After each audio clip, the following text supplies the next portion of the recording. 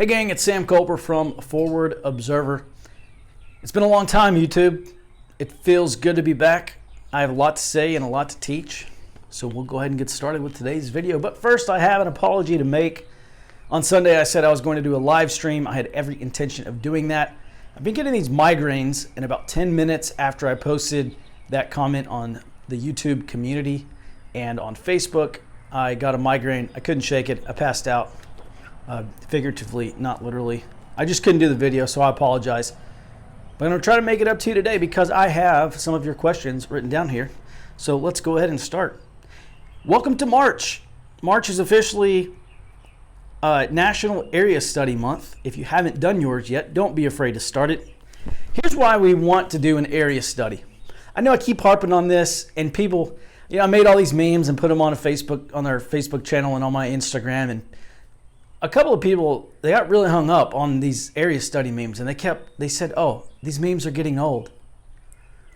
But those same people, I would be willing to bet, have not done their area study yet, which is the whole point of why I started making these memes, to raise awareness, because people don't go and read blog posts, but they'll see a meme. And memes are great about cutting right to the point. I mean, they really, some of them can reach up and slap you in the face with the amount of truth contained in one little image. So at any rate, here's why we want to do area studies. Because it provides us a framework for understanding our operating environment. A lot of guys want to focus on what kind of setup they have on their 14-pound AR-15 and what kind of trigger they want to drop in, or what kind of, and all these things. And those same guys can't tell you who their neighbors are. They don't understand their operating environment. They don't understand the human terrain. And I suppose these guys, and look, you don't know what you don't know, okay? So I can't really fault people, but I just wish more people would come to this understanding. I think some of them have this scenario that they're just going to kit up one day. There's going to be some emergency or some SHTF scenario. They're going to go kit up. And here's the thing.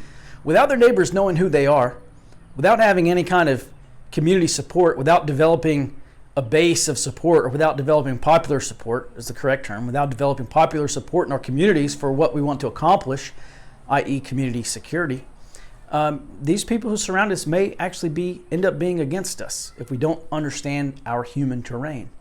And so that's one of many reasons why we want to do an area study.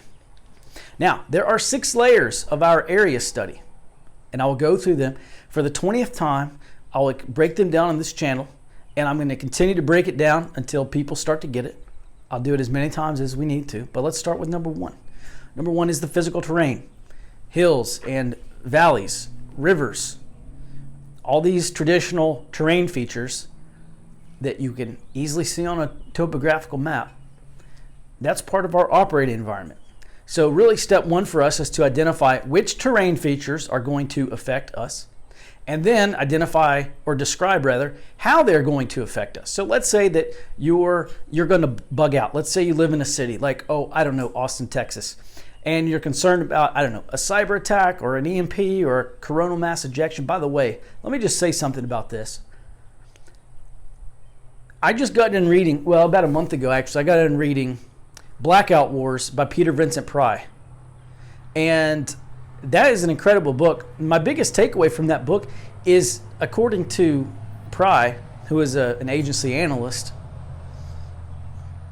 according to Pry, NASA says there is an 11% chance of a Carrington-level coronal mass ejection every decade. That means over the course of your lifetime, there is nearly a 100% chance of a Carrington event.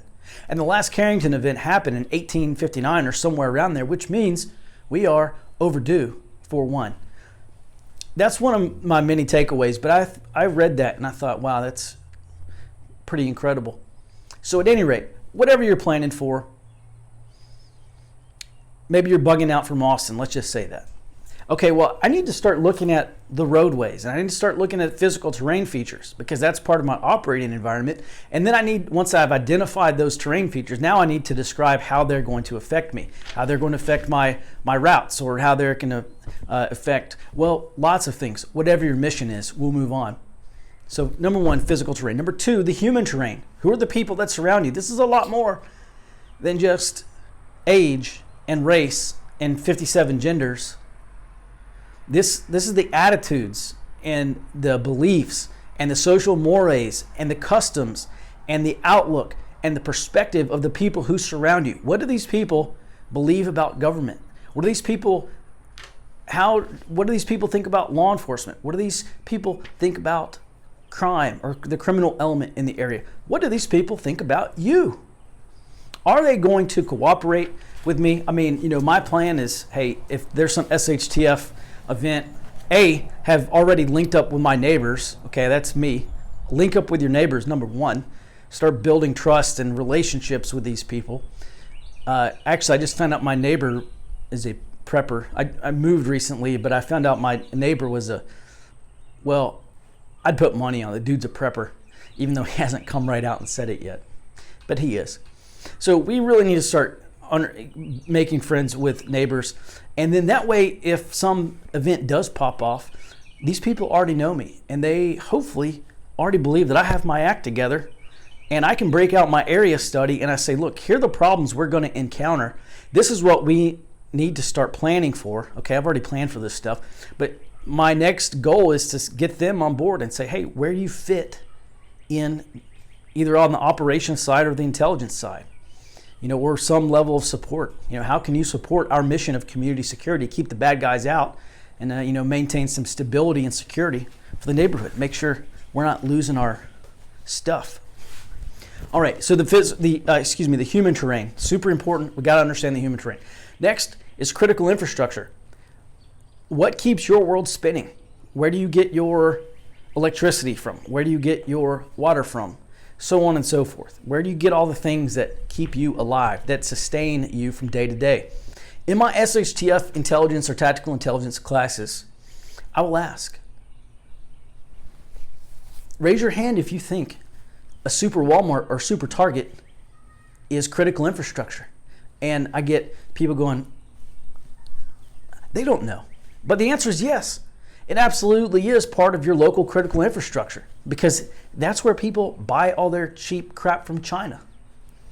So we need to understand, natural resources. That's part of critical infrastructure. Hardware stores, anything that you might need for engineering, for whatever you might need during a protracted conflict or protracted crisis or emergency. Where are we going to get the stuff that we need? So that is absolutely part of your critical infrastructure. We need to make notes of that in our area study. So critical infrastructure is the third one. The fourth one is politics and governance. What do our local political leaders believe about the Second Amendment? What do they believe about the Fourth Amendment? What do they believe about crime? What are their plans during an emergency? What's their outlook on the future? How are these people going to react? I know I do. I spend a lot of time looking at national level politics, partly because it's my job, because I write an intelligence brief every morning. By the way, if you want to sign up for that, you can go to members.forwardobserver.com. It comes out every morning, and I also have the podcast version now. Not everyone wants to read that, but you can listen to a 30-minute podcast on your way to or from work or during your lunch break or whatever. So members.forwardobserver.com. But I spend a lot of time looking at national level politics, and I think a lot of people in the preparedness community do as well. The sad truth is, and I don't have any data for this, I'm just going to step out on a limb here, make an analytical leap, that those people know far more about President Trump's policies, or other people in America know far more about Bernie Sanders' policies than they do about their own local mayors or their county commissioners or whatever kind of local government you might have. And for preparedness, that's kind of like, for me, I think that's like a cardinal sin of being prepared, is not understanding your local scenario, because that's what's going to affect you. If you do have some kind of SHTF scenario, I'm not going to be paying attention to what's going on in Washington, D.C. I'm going to be paying attention about what's going on in my local community. What laws are they passing, and how are they reacting to these things, to whatever's going on? So we have to understand the political layer. That's the fourth layer of our operating environment. Number 5, military, law enforcement, and security. What local military bases do you have? Is it regular Army or some regular active duty component? Is it National Guard or Reserve? oftentimes people will know, like in the classes I teach, oftentimes people will know, oh yeah, I have a National Guard armory in my county or in my town or whatever. Okay, great. That's very good to know. What type of units are there? Well, they don't know. Well, there's a big difference. And look, this is a progress thing. So I'm not criticizing them for not knowing. It's just we gotta learn this stuff. So there's a big difference between an infantry company and a transportation company or a military police company. There's a huge difference in capabilities there. So that's one thing that I want to look at and really understand.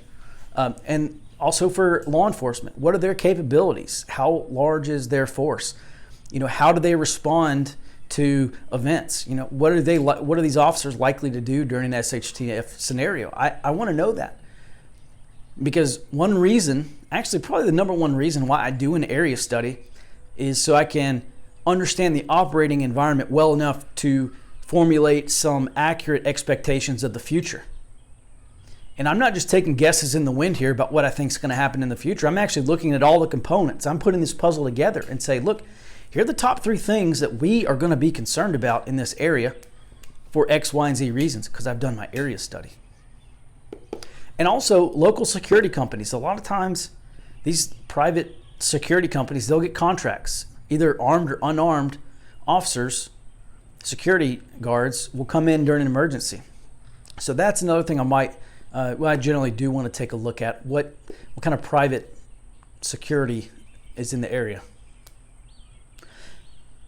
And also when we start talking about networks, building networks, especially local intelligence networks, those guys who are on those patrols, the security guards, they know a lot. They know what's going on. Well, some of the astute ones, I should say, they know what's going on. The rent-a-cop, the people who are just filling a uniform and trading time for money, well, okay, they may not be so great. But there certainly are those officers, those security guards, so we need to seek them out when it comes to when we're building our intelligence network, which I'm going to start talking about next month, which is why we got to get March done. We got to get our area studies done for March. All right, so that's the 5th layer. And then the 6th layer is economy and finance. Who are our area's major employers? What are the major industries for our area? Case in point, if you live, we're seeing this right now for this COVID apocalypse thing, where a lot of these tourist towns, domestic and international air travel is down. As long as these outbreaks continue, that's just going to keep slumping. They're now telling kids or telling people, don't go on spring break and don't go on cruises. And man, you talk about the cruise industry and the tourist industry in Florida. I mean, that's starting to decrease, and that's actually a very important state for the election. On the national level. On a local level, maybe 50% of your area is dependent on tourism, or 50% of your neighbors in whatever county, they're dependent on lumber or the coal industry or whatever industry is having the rug taken out from underneath them. So understanding what drives your local economy is super important. When we start talking about, well, what is 10% unemployment like? What does it look like? What does 25% unemployment look like? What is my area going to look like once 1 out of every 5 of my neighbors are now involuntarily unemployed? All right, so those are the 6 layers of our operating environment: physical terrain, human terrain, critical infrastructure, politics and governance, military, law enforcement and security, and economics and finance. The easiest way to do the area study is to get out a word processor, not necessarily Word, but some Word document, whatever, and just start copying and pasting information into there and start typing out what you know in those 6 sections. And then you have a threat annex and all these other things, which we'll talk about later.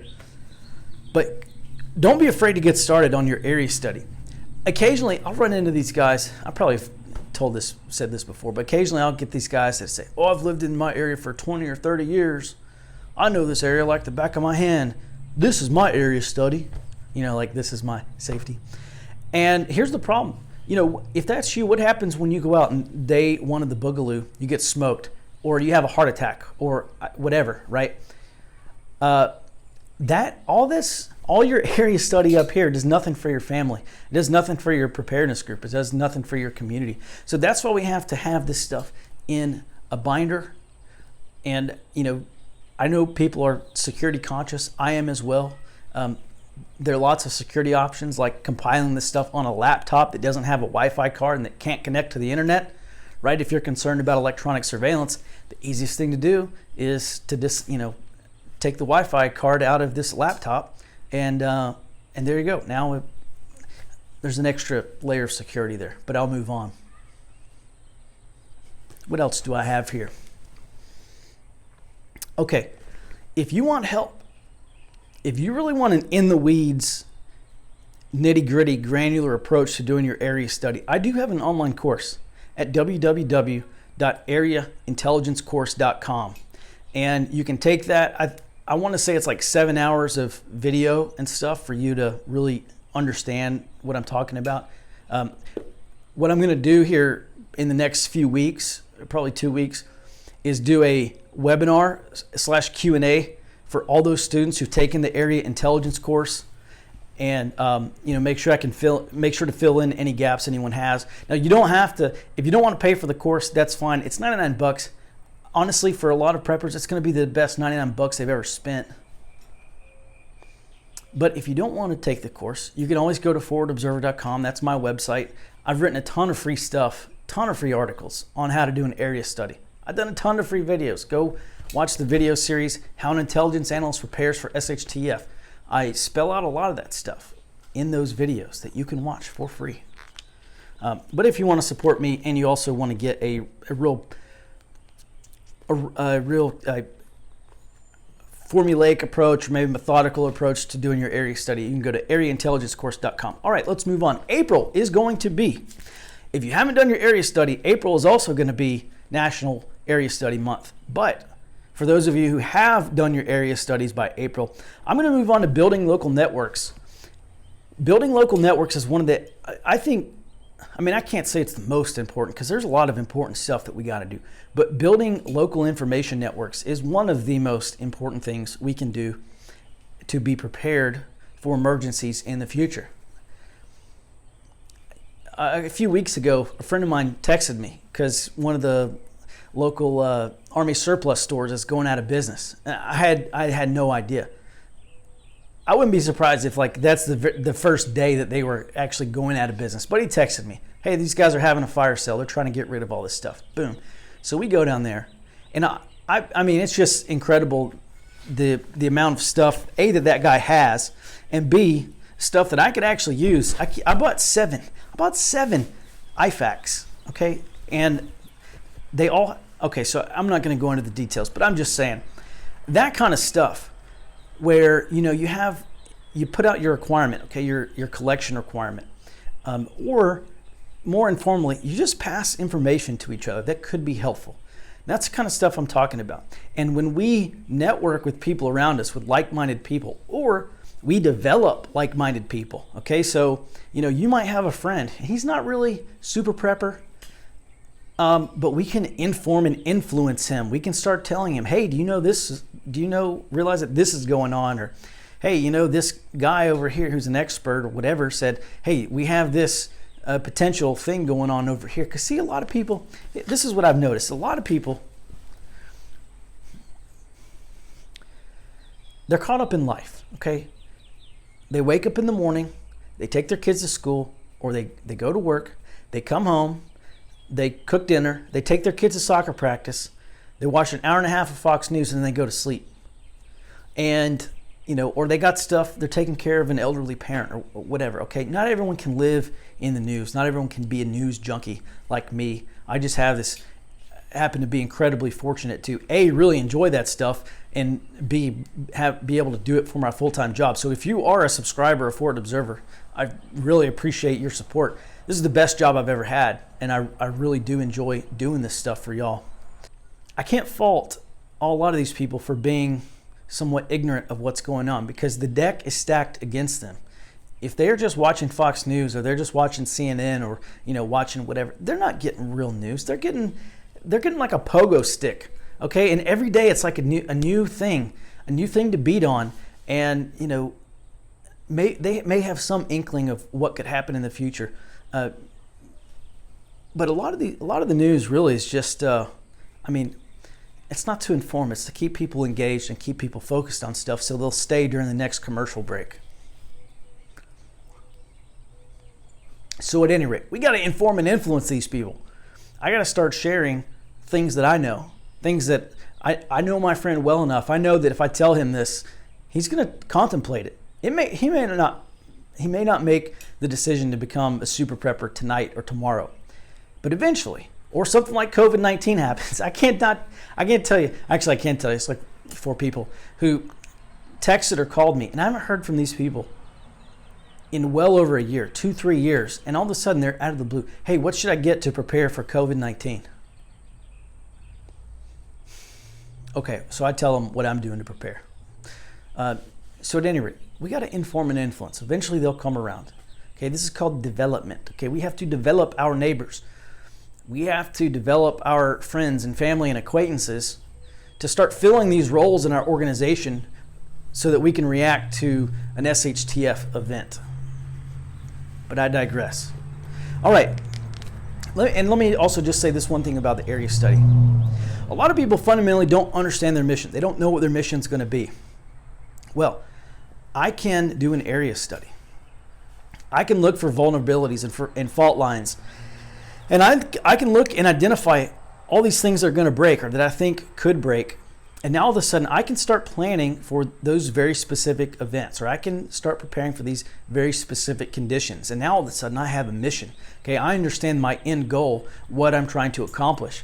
And now when something does happen and I go to my neighbors or they come to me and they say, what do we do? I say, well, boom, here's my area study. I planned for this. Here's what we need to do in order to mitigate these risks, or here's what we need to do in order to plan for that. And like puzzle pieces, I just start putting my neighbors together as part of the puzzle, or start putting my local network together as part of the puzzle. And then we can make sure that we survive and thrive through whatever event is going to happen. Moving on, COVID-19. Oh yeah, let me just reiterate. Do your area studies in March. I don't want to leave you behind, but in April, I'm going to move on to something else. You can still take the area intelligence course, but I'm going to move on to something else with these videos and with a lot of my effort. We're moving on to the next step. So do your area study this month. Don't get left behind. Another guy had a question. He said, I know you're probably sick and tired of it, and I am, but what are your thoughts about COVID-19? Well, I'm concerned about the economic impact of COVID-19 far more than I am about getting sick. One thing, we don't really understand enough about COVID-19, I don't feel like. We can talk about statistics and the CFR, I don't know, case fatality rate and all this stuff, but we don't know how many people were actually infected in China. We don't know how many people actually died in China. Probably maybe 10 times as many people were infected and died in China as they're telling us. I got news for you. There's way more than 730 infected Americans in this country. There could be thousands. There probably are thousands of infected people. But you know why there's only 730? Because they've only tested 1,600 people. So as far as statistics go, we just don't understand the magnitude of this thing yet. I mean, the average person doesn't. Maybe at the CDC, stuff that they're playing close hold with, or things that they're not really alerting the public to yet. Okay, maybe they understand it. So that's number one. We really don't understand this thing. And, so we look at this, the business and debt cycle, all right? And we're already late in the cycle of the business cycle, okay? So we're already primed for a recession. President Trump gets elected, and really we have the Trump administration to thank for keeping this economic expansion going. The problem is that there are some very concerning underlying fundamentals in the country's financial situation, the financial landscape. Okay, so lots of debt. We have way more debt today than we did in 2008. And so these corporations, they've used low interest rates to take on debt to do stock buybacks and and all these things. And the problem is, once we do have a recession, which I think we're probably within 12 months of recession. I can't say exactly when. Some people are saying it's going to be the tail end of this year. A lot of it depends on just how bad COVID-19 is being. And I hate even to say that I think we're within 12 months of recession, because look, I don't know. That's just what I think. Being I would say, relatively informed individual, because I'm looking at economic and financial data every single morning once it's published. So at any rate, I think it could put us into recession. I'm really concerned about the amount of debt that we have, and I'll just leave it at that. Every morning I write my thoughts on COVID-19. Let me just say this in general. I'm way more concerned about the long-term financial effects of the impact of COVID-19 than I am about the sickness. We'll move on. All right, another person had a question about small conflicts. He wants to know how irregular components in small wars start. How do they get their start? And he just asked for some thoughts off the top of my head. So off the top of my head, many small wars, probably the overwhelming majority, probably almost every single small war has either been ethnic and tribal conflicts or religious conflicts, which would also be tribal conflicts. So basically, how do they form? Well, a bunch of pissed off ethnic people are go to war against another pissed off ethnic group, or one religious group gets pissed off at another religious group, and then they go to war. So, one thing when we're looking at that and we say, okay, well, how do we apply this kind of small war concept to our domestic case, to the United States of America today? And due to social mobility and people moving for jobs, we don't have those types of close-knit tribal connections, certainly not at the level of other countries where people are born and raised and die in the same town, or in the same county at least. So I think that is one thing that's, as far as like kind of I don't know exactly how I want to phrase this, but as far as tribal stuff goes, when people don't know their neighbors and they don't have a lot of family around, and there's not a lot of folks that they've known for 20 or 30 plus years, a lot of that tribalism stuff is a little more difficult. I'll just leave it at that because that's not a very good answer, but just off the top of my head, they're tribal conflicts, and you're part of your tribe. You're part of your tribe, and then you get pissed off at somebody else and you go to war with them. That's how those things start. All right, and then the last question was Mutual Assistance Group OPSEC. What can you do for OPSEC? All right, this really is more of a counterintelligence function. We're talking about vetting, and we're talking about, okay, how do we know that we can trust this person, and how do we know this person is who he says he or she is, and how do we know that this person isn't going to get us in trouble or something like that? Okay, these are all very fair, valid, relevant, necessary questions. And I'll tell you, back in 2015 and 2016, I did a lot of OPSEC stuff. I still teach a one-day OPSEC course today, specifically geared towards prepper groups. As a matter of fact, I just taught one in Nashville, or I think it was Nashville, earlier this year. I've got a bunch of webinars and stuff on that. It's nothing I can explain in 5 minutes, really.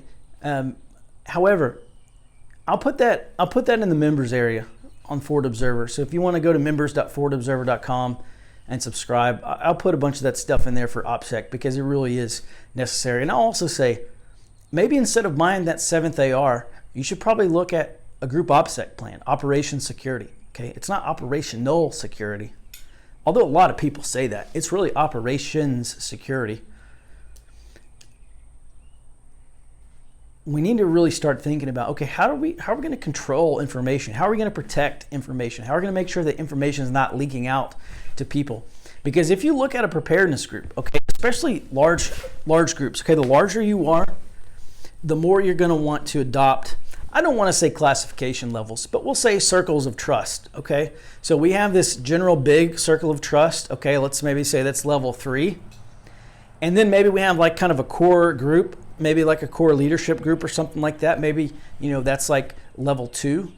And then you have your specific, like, hey, this is my mutual assistance group. These are the people who, we're planning on going through thick and thin together in some emergency, okay? And then maybe that's like level 1. And there's certain things that you want to let level 1 know, but you don't want to let level 2 or 3 know, okay? It's called Essential Elements of Friendly Information, EEFI. Basically, all we're doing is we're looking for the information we want to protect.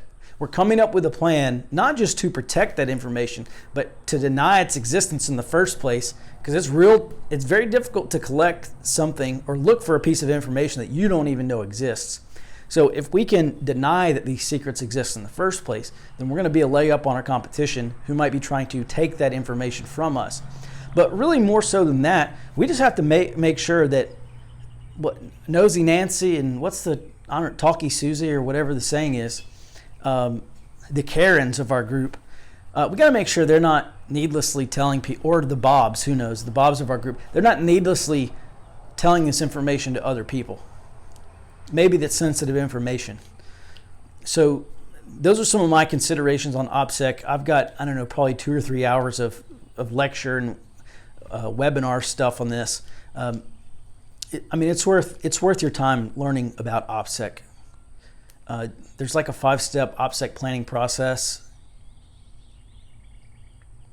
I'm trying to remember if I remember all 5 steps off the top of my head, but number 1 is identify your sensitive information, or identify your critical information. You can make a CIL, a critical information list, stuff that you don't want to get out, or information that you want to protect. And then number 2 is, let's see, hang on. There's identify your critical information.